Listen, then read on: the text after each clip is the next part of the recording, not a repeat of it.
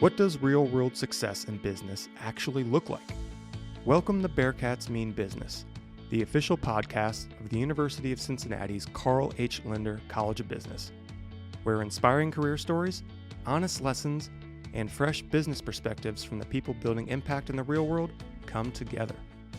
Tune in for inspiration, practical business insights, and forward-looking thought leadership on how ambition turns into action. And now for today's episode. Phil, tell me about your entrepreneurship origin story. Where can you trace that back to in your younger years? Because you started really early on. I think even earlier than even most entrepreneurs do. Yeah, so my journey started really with an obsession for building and helping people. And at the age of 12, I built a computer for my grandparents as a gift. I had so much fun that I decided to build a computer for myself, mostly to play Age of Empires. And so, I was the youngest one in this gaming community. Naturally, I was the most tech savvy, and so I was the one to set up the forum for us to all talk on. And if you remember back in the early 2000s, forums were the center of the internet. I mean, everyone was on forums, and yet they were incredibly difficult to set up. You had to be technical enough to know PHP and MySQL. You had to buy a domain name and web hosting. And so my thesis was remove all the friction and then create a platform where people could sign up for free. And I started my first company when I was 13 in 2002 that did just that. People could sign up for a forum. And then in 2007, that's when I launched freeforums.org when I was at Madeira High School. And that was an improvement on the platform. More features, easier to use. I spent a lot of time just thinking through every single thing that people needed to talk on the internet. And it took off instantly. We had all kinds of forums. The largest was a Twilight Moms forum where a bunch of moms would talk about the Twilight movie series. But we had cyclists, gamers, sports leagues, anything you could think of was on free forums. And at our peak, we were doing over 125 million monthly page views, which this was pre-social media. That's incredible. Pre-smartphones. This was a lot of traffic, and here I was in my parents' basement in Madeira, operating this large platform. And so this really taught me my first lesson about business, which is you take a technical problem and you solve it with an easy product, people will use it. So what was did you have a template you were working off as you started your journey with freeforms? Do you have a template or something, an idea in mind, or was it more learning as you go in this process? Yeah, I completely first principles learning by doing. And I didn't even start out to run a business. I started out because I wanted to help people make forums. And it was pretty cool to do that on the internet, back then. So really by 2002, there wasn't a way to make money on the internet with forums. That monetization came much later. And eventually in 2008, that's when Google Ads came out. So you could run ads on your website for the first time to make income. But originally it was just to do something cool and help people. Right. And you spoke earlier about sort of the vacancy you saw with something as, forgive me, as simple as a forum. Mm-hmm. Is that something that you, even going back to your even younger years before you built your first computer for your grandparents, started to see when you studied and zoned in on something, was like, all right, what's the missing part of this and how could I possibly make it better?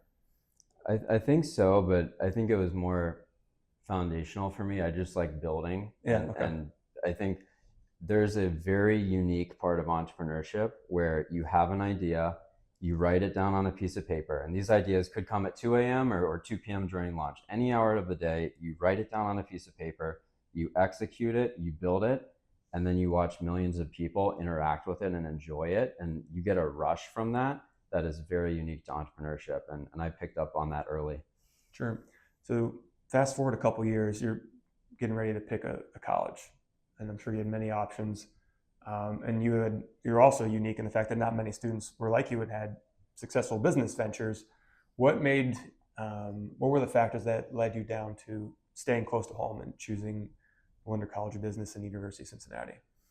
I was living a double life, during the day. I was a student at Madeira, struggling with biology exams and playing baseball. And then at night, I was leading this global forum platform and conferencing with my team until 3 a.m. So I knew I wanted to stay somewhere around Cincinnati because I had my business there. I had infrastructure, my computer, development server, advisors, mentors, my bank, all the physical component. So I knew I wanted to stay around there, but it was really meeting Dr. Chuck Matthews in the entrepreneurship department. I met with him, had a great conversation, was really impressed by his vision for entrepreneurs and student entrepreneurs specifically. And so he was the one that really put it,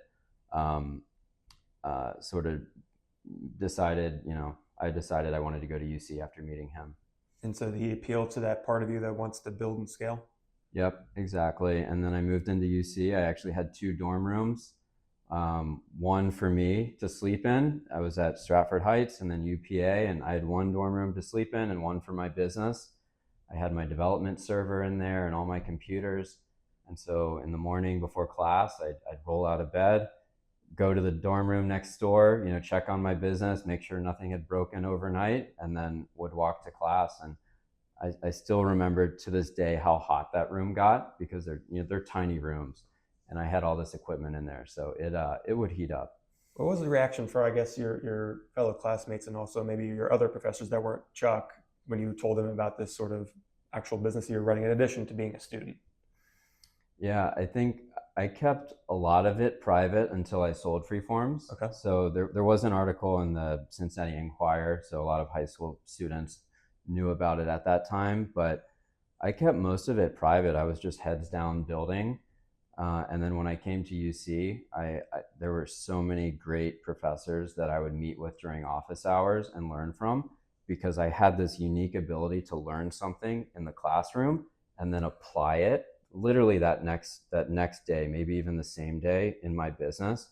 And I found that very valuable. I had a lot of great relationships with professors, and I think they ultimately realized that I was interested in the subject, not just getting a good grade in the class, and so they were willing to help out. Sure. And you decided as a sophomore to exit Freeform. So the first thing that you actually created, how was that difficult, or did you know you wanted to move on to something else? What was that process like as your first exit? I was burnt out by my sophomore year of college. They say, at least for me at the time, they said grades, social life, and sleep, and you can pick 2 of those as a college student, except I had a business to add into that, and I could still only pick 2. And so I was burnt out. I was tired. I had been working 7 years plus school at that point, and I just wanted to be a normal student for part of my college. And so I sold Freeforms to a public company, CrowdGather, in spring of 2010. And that was a big milestone for me. It was financially great, but more importantly, gave me my time back, and I got to really enjoy the last 2 years at UC. What was your overall experience like as a student entrepreneur at this time? Maybe also looking at other things, even maybe before you exited Freeforms, and then maybe after Freeforms. What did you do with the time you had left before you got like a real job, so to speak? Yeah, it wasn't as glamorous as it sounds talking through it, because I was just sort of heads down on the business and grade. So it was definitely challenging, but I would say the ability to apply what I was learning was very cool. And what Lindner gave me was a more structured approach to business. I had the first principles. I was running a business, but I didn't know how to read a balance sheet, for example. And there's actually a funny story. Professor Nugent, corporate finance, incredible class. I learned a lot from it. So we do this project at the end of my senior year where a company's going through a transaction. You have to make a balance sheet reflect that transaction and model it out in Excel. And I'm here post Freeforms, just wanting to dive in and make the perfect model. I had time. I had the experience of going through an exit. I wanted to work in finance. I'm like, this is it. And I worked for weeks on this. And he said at the beginning, he said, balance sheets are called balance sheets because they balance. Assets have to equal liabilities and equity.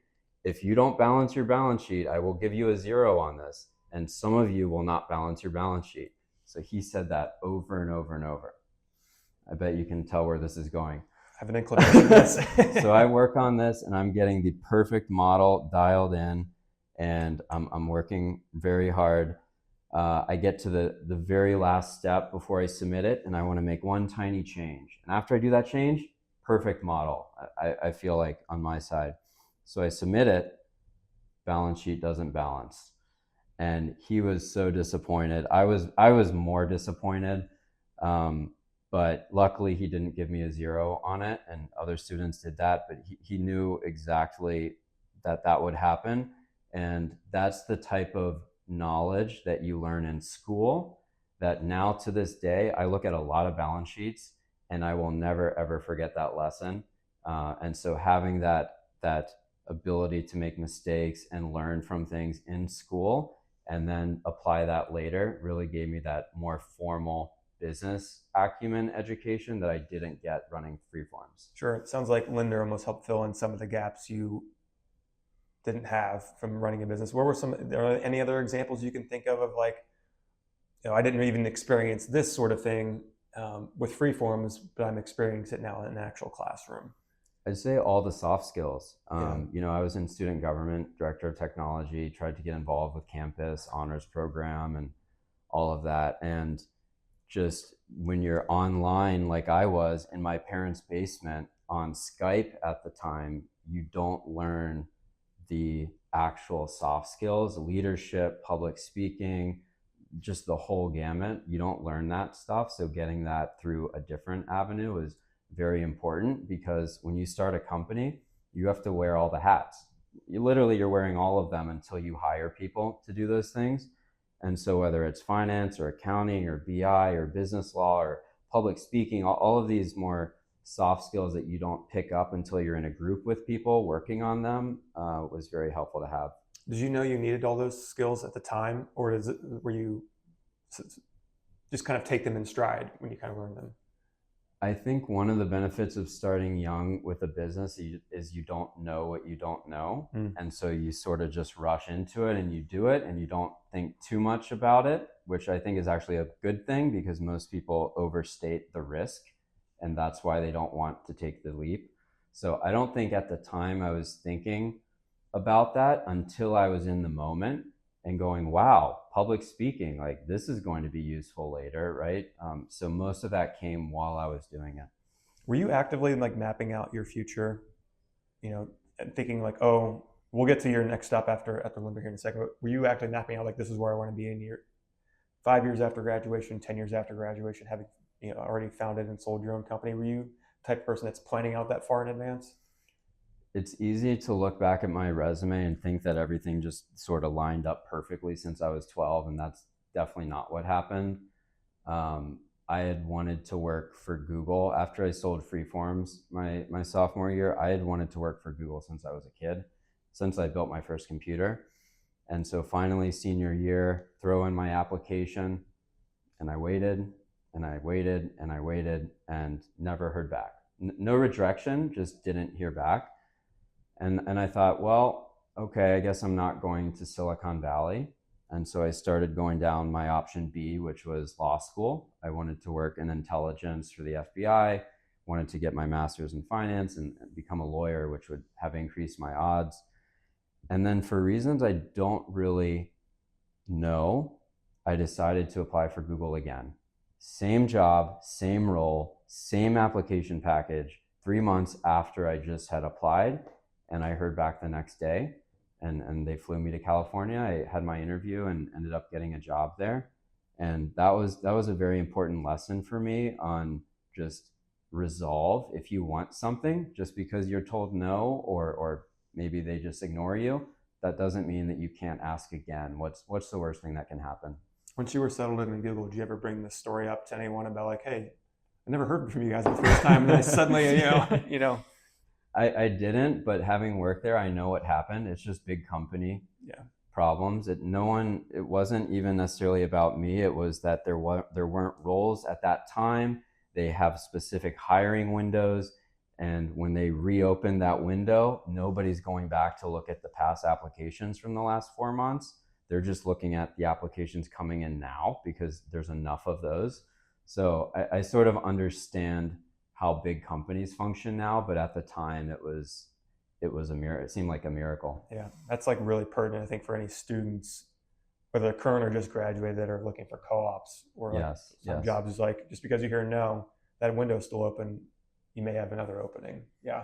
So you go to Google, you spend 2+ years as the growth strategist. Did the position you ended up being in Google sort of meet your, I guess, personal expectations that you had when you were younger, that you mentioned you wanted to always be at Google? Did those coalesce at the end? Yes, it was very intimidating, which I wasn't expecting, because Google is just operating at a different level of scale than any other company, maybe even globally. And so I'm there as a recent graduate, managing tens of millions of dollars of ad spend for these advertisers that are growing with Google. And I'm sitting there after I moved across the country from UC going, why aren't adults doing this job? I mean, seriously, there's tens of millions of dollars. Why am I doing this job?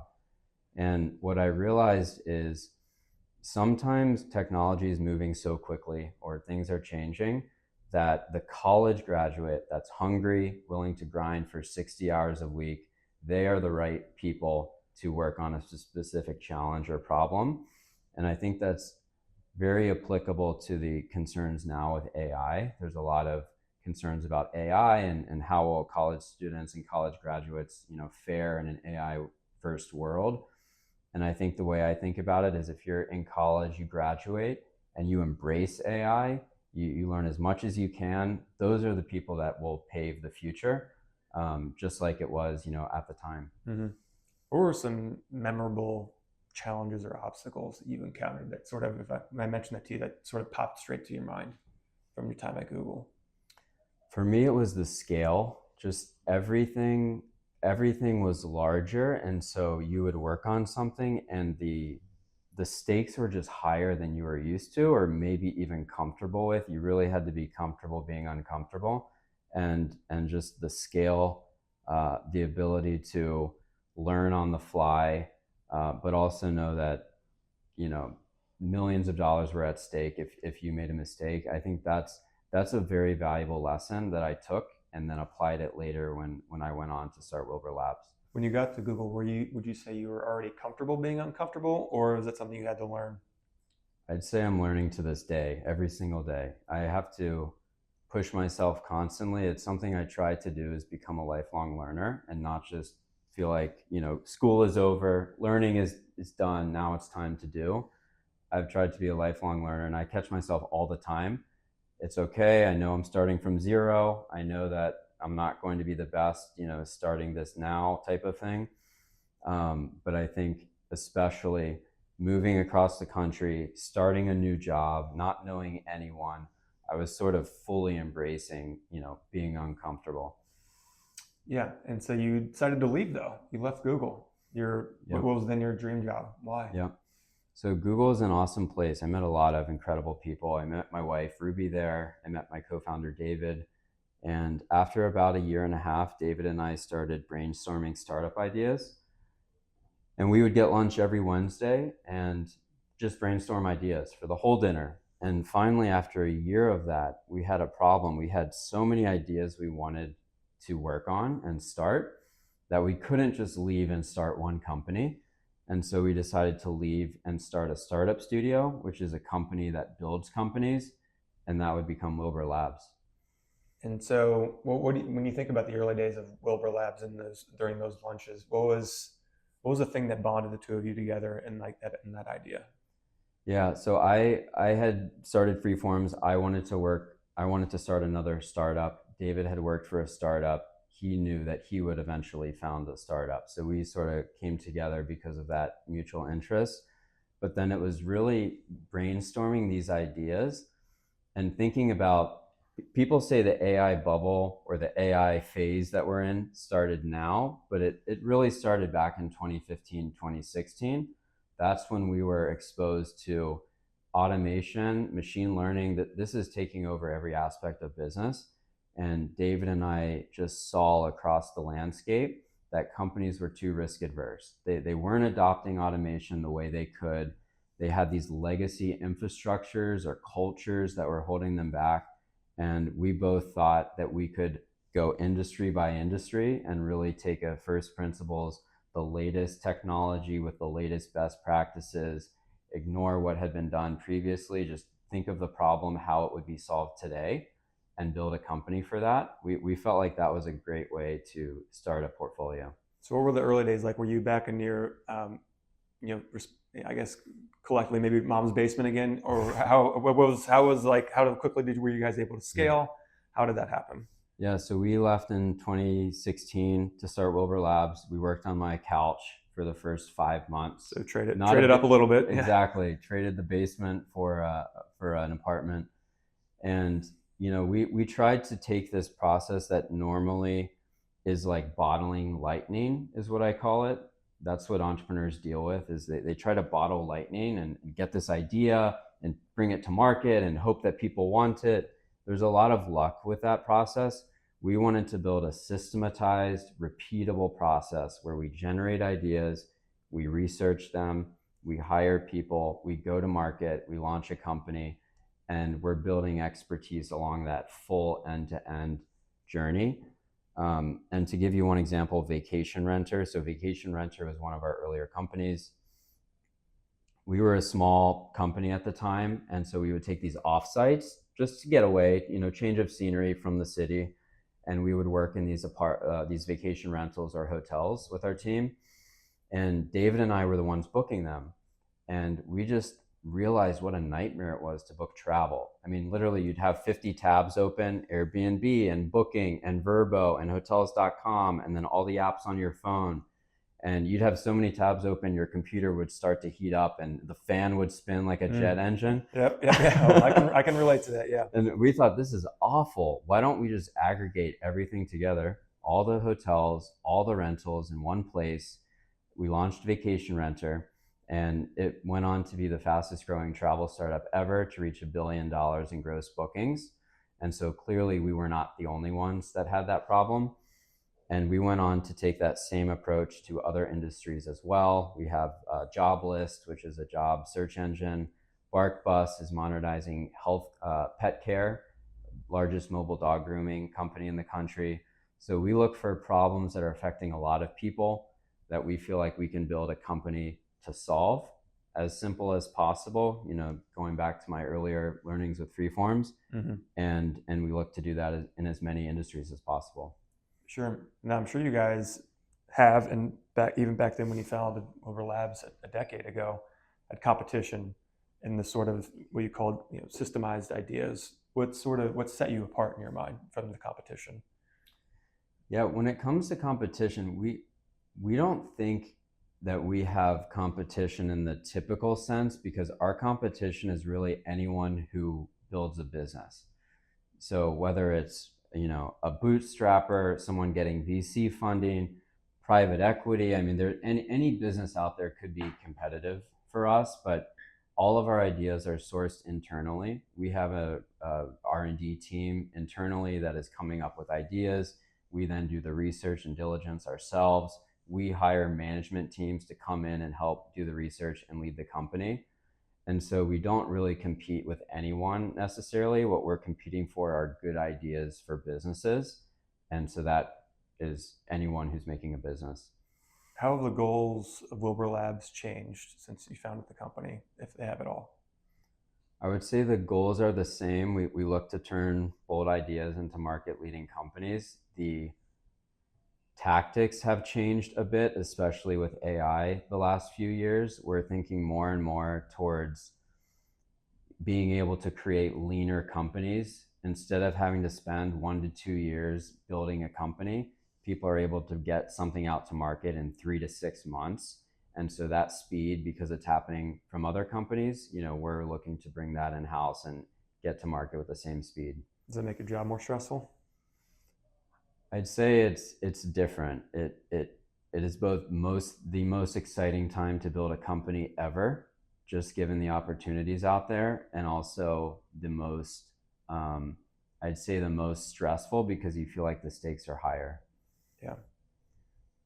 What prepared you for being an employer now that your company has grown to the fact that you're a boss of many people now? What's that journey been like for you?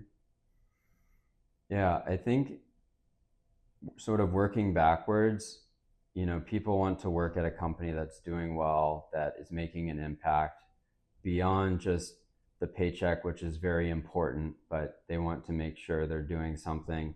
And so one of the principles we've tried to believe from the beginning is to solve real problems.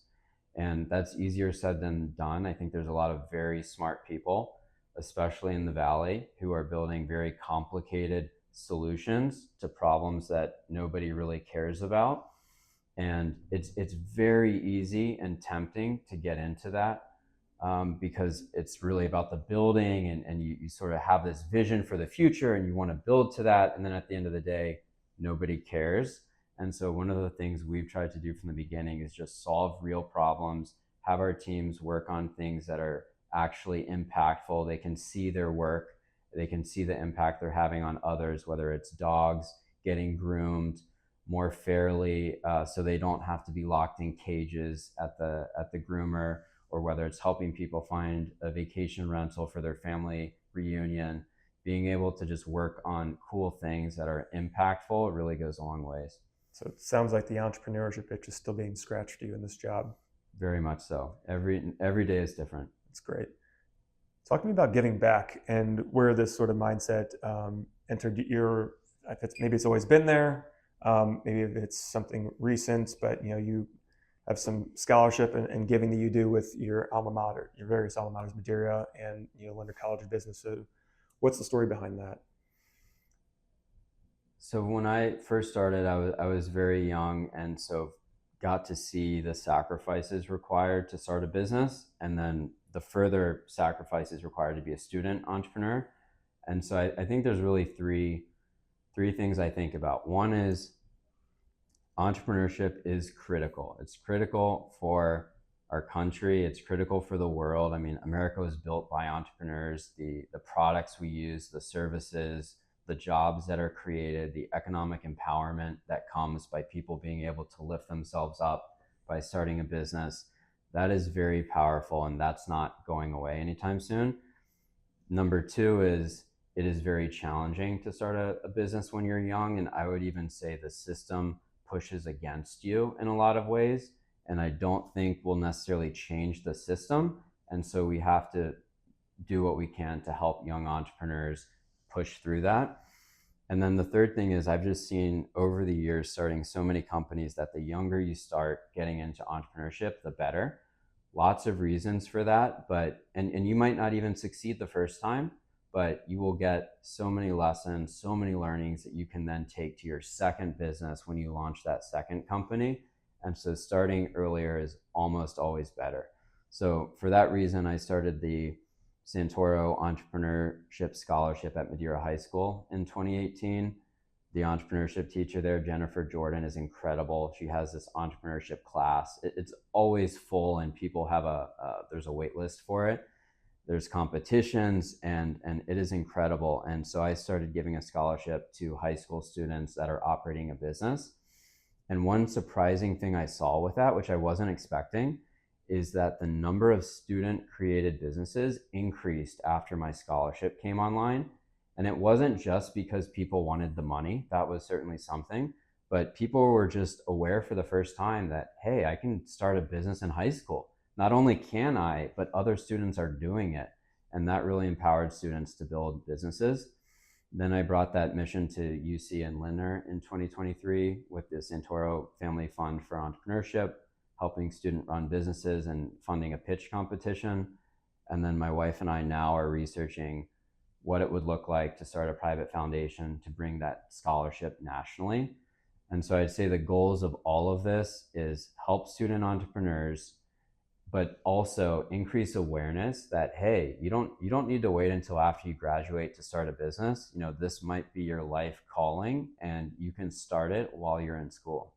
When you meet young entrepreneurs, whether they're at Madeira, Lindner, or elsewhere around the country these days, what are some of the attributes that kind of come to mind? When you look at them, do you see a lot of yourself in them, or do you see different? Is it a mix? I'm curious about that.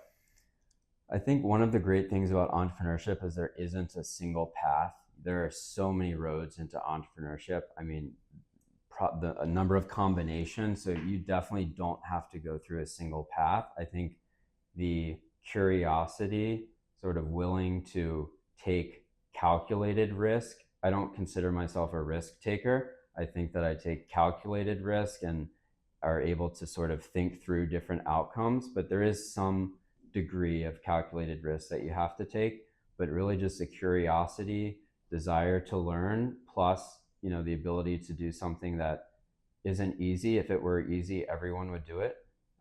That's really what sets young entrepreneurs apart. Does the calculated risk play a role in you being a licensed private pilot? It does. I've tried to be a lifelong learner, and this was a childhood dream.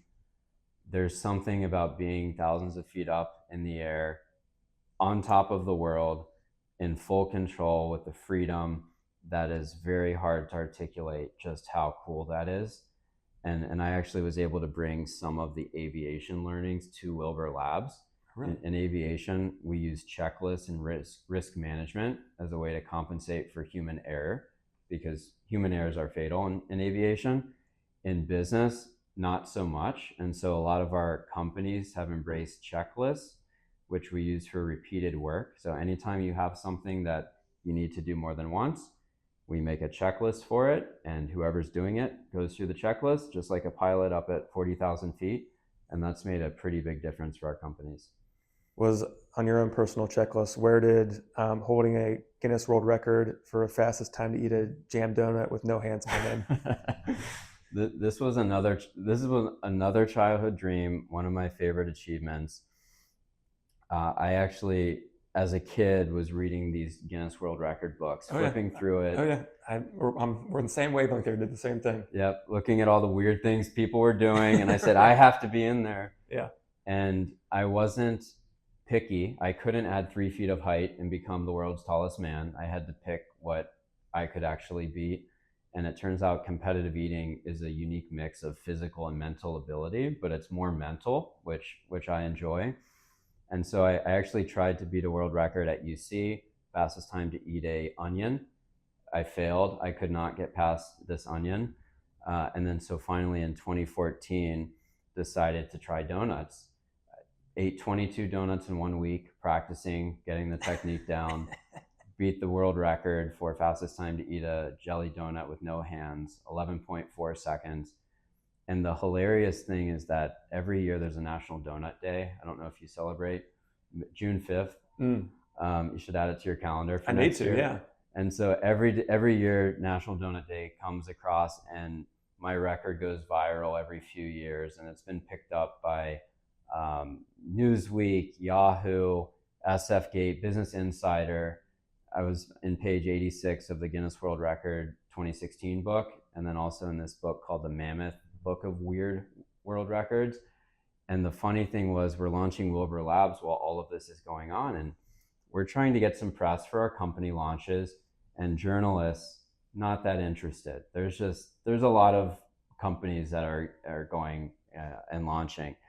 And so on the same point, these same journalists are covering my donut record. And I'm like, really? Like, but hey, everyone loves donuts. And the marketing that comes along with it, apparently, for a new company. Yep. That's right. No matter how many companies I start, people just want to talk about donuts. Have you attempted to beat the record anytime lately? I have not, but I'm surprised that it's lasted this long. And people ask me all the time, are people trying to beat this? And I say, of course they are. You know, you can't come up with your own record. It's only the records in the book. And so there's only 40 or 50 food related records. This is one of them. So I think you should try it one day. Yeah, maybe I'll have to. Maybe we can find one of those books and find a record that I can go through. I don't know. Yeah. I definitely couldn't do onions. That sounds really tough. Let's make that great transition from donuts to closing advice. There are students to listen to this podcast, and I'm curious about a couple of points that you maybe want to leave anyone who's made it to the end of this podcast with, about if they're thinking about entrepreneurship, if they're having trouble making that last clearance over that hurdle to actually want to start their company and they have the idea. What are some, from your own personal experience, both with starting a company and just being in the business for a while now, your handful of bits of advice to leave with current students or maybe even recent graduates with? Yeah, I think the biggest thing I wish I had in college was um, a different perspective on risk and being open to taking more risk. I think I objectively took risk, but I think everyone always overstates the risk in their own life, whether it's starting a company or applying for a job or following up twice because you didn't hear back from someone. There's a million different risks that go on in your life. And for me, what's been helpful later in life is to actually think through, what are the downsides if I do this and it actually doesn't happen or it goes terribly? And it's usually not as bad as you think. And we did a study on why startups fail. We surveyed 300 founders. We did a meta-analysis of all the literature out there on failure. We then combined that with our knowledge and we published this report on why startups fail. It's been cited in a few different books so far. And one of the things that surprised me is that of the entrepreneurs that experienced failure, 84% said they would do it again. 84% would start another company after going through the worst thing imaginable. And you have to ask yourself, if that many people are able to do it again, it's actually not that bad to fail. And I think that applies to everything, not just startups. Because what it teaches you about yourself, both personally and I guess professionally too. Yep, absolutely. Right. Thank you for listening to this episode of Bearcats Mean Business. If today's episode sparked a new idea, challenged your thinking, or helped you see your path a little more clearly, be sure to subscribe, leave a review, and share the episode with someone in your network. Thanks for being part of the conversation. And remember, real-world success begins here at Lindner.